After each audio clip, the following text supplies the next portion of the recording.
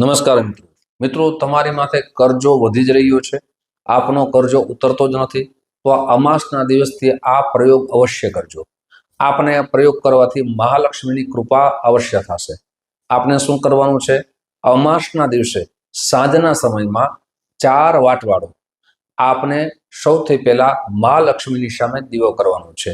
એટલે 4 મુખવાળો, ચારે દિશામાં રહી શકે એવા વાટવાળો આપને દીવો કરવાનો છે. સાથે મહાલક્ષ્મીની સામે બેસી અને આ શ્લોકની આપને એક માળા કરવાની છે. આપણે પ્રાર્થના કરવાની છે કે હે મહાલક્ષ્મી, મારી માથે કૃપા કરો, મને કર્જમાંથી મુક્ત કરો. આ શ્લોક બહુ સરળ છે. આપને એક માળા કરવાની છે. અમાસના દિવસે શરૂઆત કરી અને પૂર્ણિમા સુધી આપને કરવાનું છે. પૂર્ણિમાથી પાછો બંધ કરી અને પાછી અમાસ આવે, આ રીતે આપણે કન્ટિન્યુ કરવાનું છે. આપ આ 3 અમાસ સુધી કરશો તો આપના જીવનમાં મહાલક્ષ્મીની કૃપા અવશ્ય થશે. આ શ્લોક અવશ્ય લખી લેશો.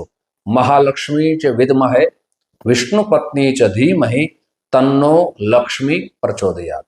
મિત્રો, ભાવથી કરશો, મહાલક્ષ્મીની કૃપા અવશ્ય થશે. નમસ્કાર.